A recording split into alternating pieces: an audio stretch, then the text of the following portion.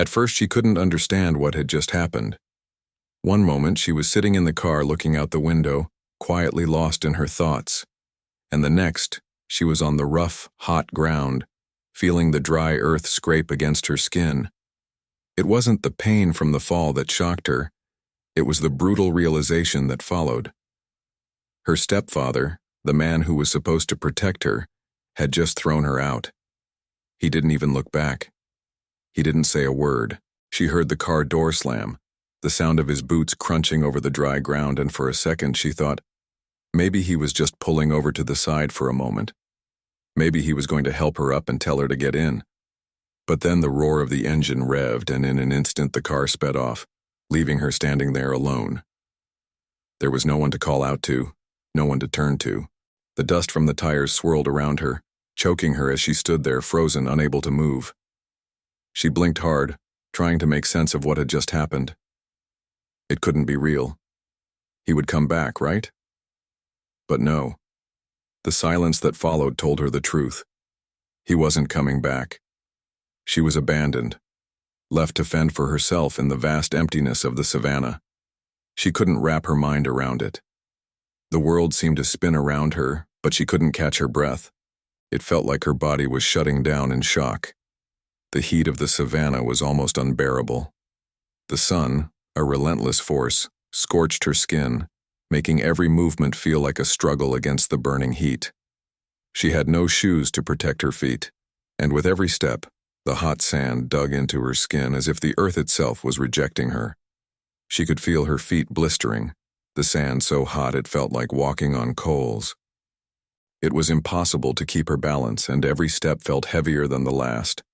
The dry wind stung her face, making her eyes water, but she couldn't afford to stop. The pain in her feet, the burning sensation on her skin, none of that mattered. It was the fear that consumed her, wrapping around her heart and squeezing tighter with every passing second. She was alone in the middle of nowhere. Her mind was racing, trying to process the sheer enormity of the situation. She had no idea where to go, no plan, no one to help her. The vast savanna stretched endlessly in every direction, a sea of dry grass and sparse, thorny bushes. The occasional tree provided little shade, just a few scattered patches of relief from the sun's punishing rays. But she couldn't rest for long. She knew she needed to keep moving. She couldn't just stand there, even though the reality of her situation was starting to overwhelm her. The silence of the savanna was deafening. There were no birds, no animals, no sound at all, except for the wind that rustled through the dry grass. It felt like the world had abandoned her just as much as the man who had left her there. Her breath came in shallow gasps as she wiped her brow, trying to clear the sweat from her face. She wanted to shout, to scream, to beg someone to come and save her, but she knew deep down that no one would hear. No one was out there. The sense of isolation settled over her like a heavy weight. The enormity of the landscape around her made her feel smaller than she had ever felt before. The empty, dry land stretched in all directions, mocking her helplessness. She felt invisible, insignificant. It was a feeling that gnawed at her insides, making it hard to breathe, hard to think. She couldn't understand how this had happened. Why had she been left here? What had she done to deserve this? She tried to make sense of it, but it was impossible. The world around her was too vast, too unkind. She was a tiny figure in the middle of a vast, unforgiving world, and it felt like everything was closing in on her. All she could do was keep walking, one painful step after another, hoping that somehow, somewhere, there would be a way out. But deep down, she knew the truth. No one was coming. Her legs were starting to give out. Every step felt more exhausting than the last. Her body was shaking, not just from the heat, but from a deep, aching exhaustion she hadn't even known was possible. She stumbled forward, her breath shallow and uneven, the dry air choking her every time she inhaled. She could feel her throat tightening, the parched, cracked feeling of dehydration setting in, but she didn't have any water. Her mind felt foggy, as though the very air around her was thickening, making it harder and harder to think clearly. The pain in her feet, the burning heat of the sand, the dryness in her throat, everything was becoming too much to bear.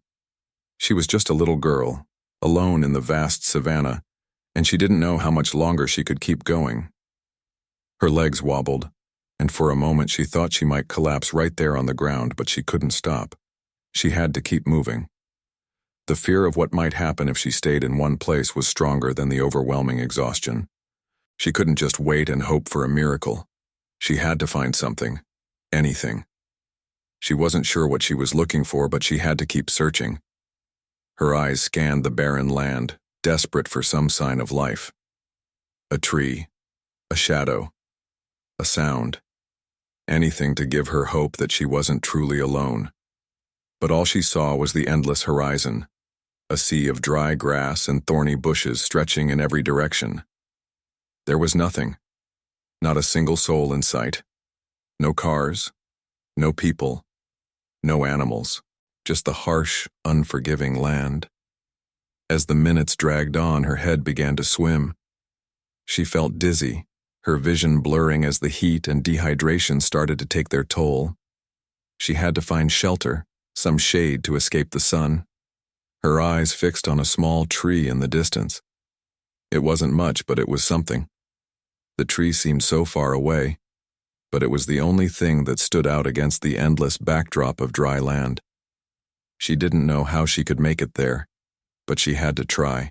Every step felt like it might be her last, but she pushed herself forward, dragging her feet through the sand, her body heavy and weak.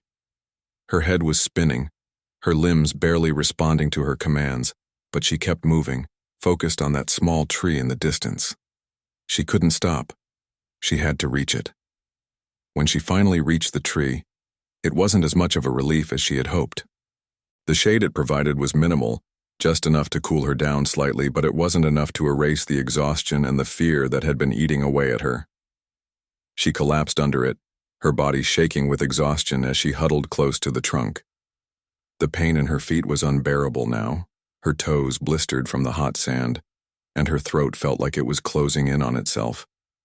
She had never felt so helpless in her life. She looked up at the tree's twisted branches, hoping for something. A sign, a miracle, anything that would make this nightmare end. But there was nothing. Just the empty sky above her and the vast, barren land stretching around her. She felt so small, so insignificant. She was just a little girl lost in the middle of nowhere, with no one to help her. And in that moment, the reality of her situation hit her with full force. She had no food, no water, and no one was coming for her. She was completely and utterly alone. The thought of that, of being completely alone in a place so dangerous, was almost too much to bear. Her eyes filled with tears, but she quickly wiped them away, trying not to give in to the overwhelming fear that was threatening to consume her. She couldn't cry. She couldn't give up. She had to stay strong even if she didn't know how much longer she could hold on. It was then that she heard something. A sound in the distance. At first, she thought it was just her mind playing tricks on her, but it came again, closer this time. She strained her ears trying to make out the sound, and then she saw it. A figure moving in the distance. It wasn't clear at first, but as it grew nearer, she saw that it was something large moving slowly through the grass. Her heart skipped a beat. Could it be someone coming to help her? But no, it wasn't a person.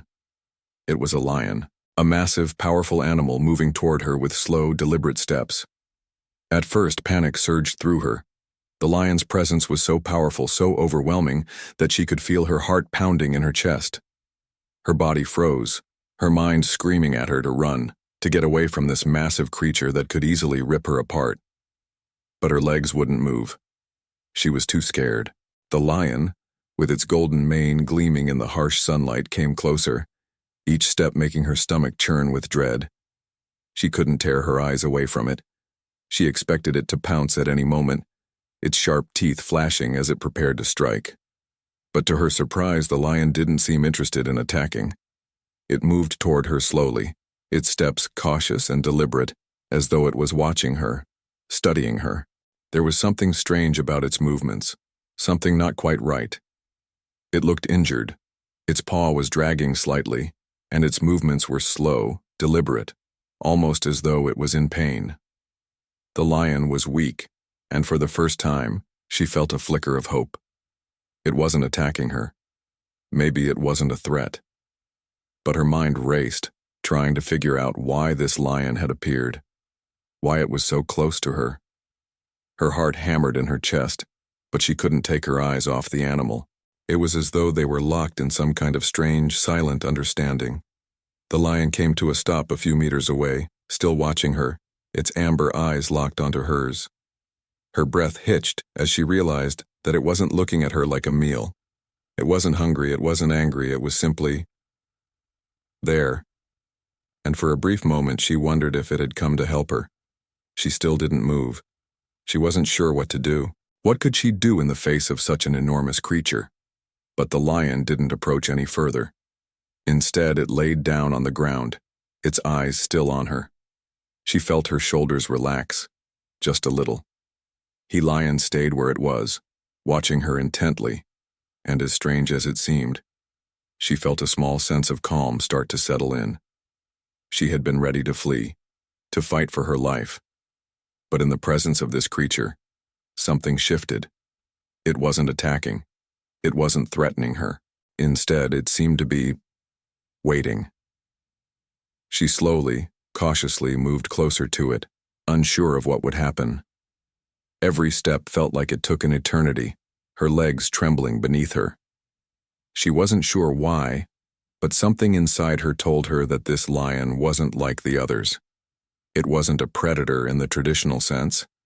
It was something different. As she inched closer, she could see more clearly the wounds on its body. The lion's legs were marked with scratches, and there was a deep gash on its side. It looked weak, tired, but there was something majestic about the way it held itself, even in its pain. It seemed to radiate strength and vulnerability all at once. As she stood just a few feet away from the lion, her breath coming in short gasps, she noticed that the fear that had initially gripped her wasn't so overwhelming anymore. Instead, she felt a strange sense of connection, as though this animal understood her in a way no one else could.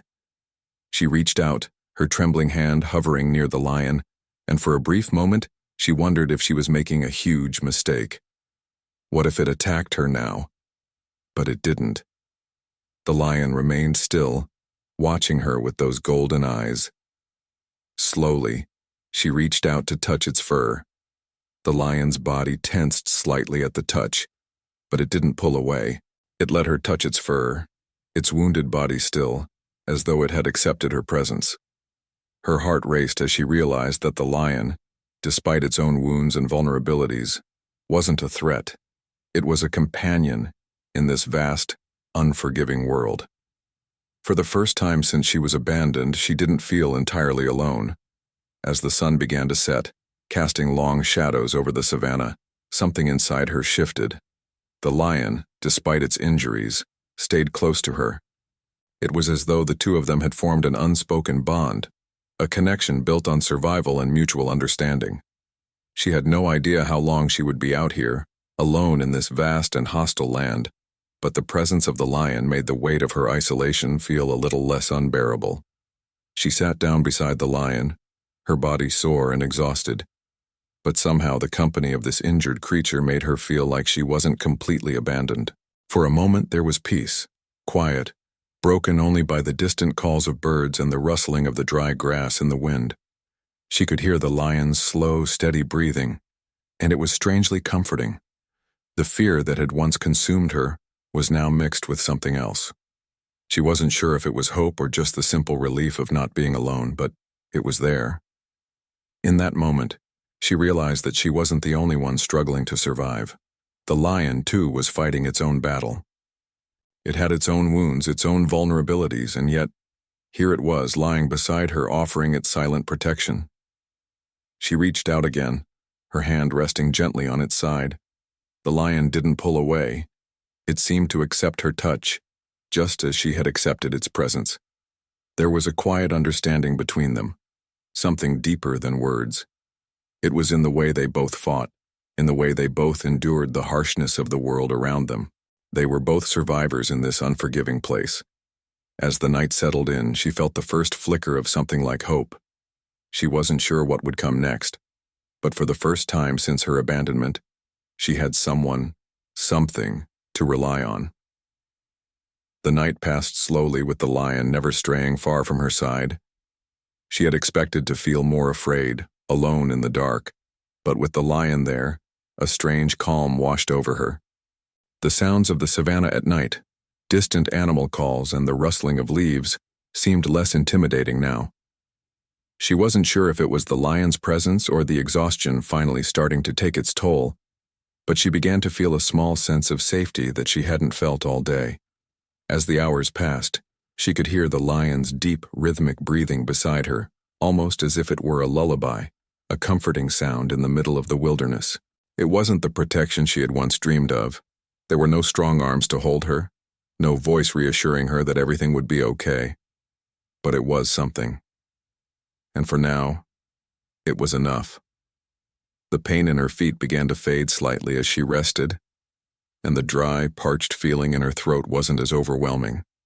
She closed her eyes for a moment, just trying to focus on the present, on the steady warmth of the lion's body beside hers, and the peace that had somehow settled between them. She had no idea how much longer she would have to stay in this vast, hostile place, but she knew one thing for sure. She wasn't entirely alone anymore. The lion, despite its own suffering, was still here. It was a silent promise, an unspoken bond that, for the time being, gave her the strength to carry on. The savanna was still as vast and desolate as ever, but somehow, it didn't feel quite so terrifying anymore.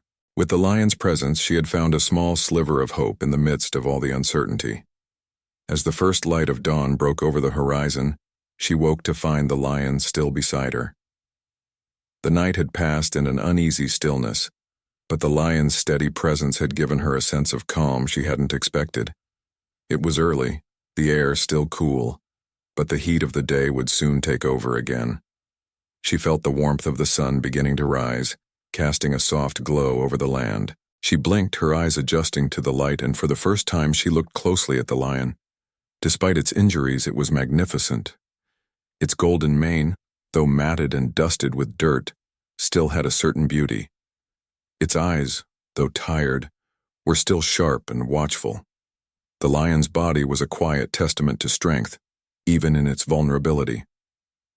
She reached out again, her hand brushing lightly against its fur.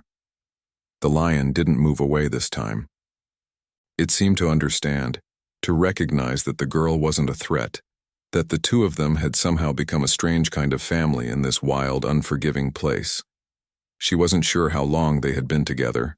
Time had become a blur. But something about the lion's presence had given her the courage to keep going, to find a way out of this wilderness. She still didn't know how she was going to survive, but for the first time, she felt like there might be a chance. The lion had shown her what it meant to endure, to survive even when it seemed impossible. The connection between them was more than just a lifeline. It was a reminder that, sometimes, even in the darkest of places, there could be a glimmer of hope. She took a deep breath, steadying herself. She didn't know what the day would bring, but she was ready to face it, not as a lost girl, but as someone who had found a companion in the most unexpected place. As the day wore on, things began to change. She and the lion, still walking side by side, moved toward a small patch of water she had spotted earlier, just a trickle of a stream running through the savanna. The lion, despite its injuries, was moving with more purpose now. It seemed to know the way, leading her to the water where she could drink deeply, quenching her parched throat for the first time in hours. The lion, too, lapped up the water, its movements slower but still strong. She couldn't help but feel a deep sense of gratitude toward the animal, which had protected her, shared its resources, and shown her what it meant to survive. She knew that without it, without its quiet bravery and silent protection, she wouldn't have made it through the night. When they reached a small grove of trees, the lion settled down beneath one, its body weary but still watchful. She sat beside it, feeling a strange sense of peace that she hadn't experienced before.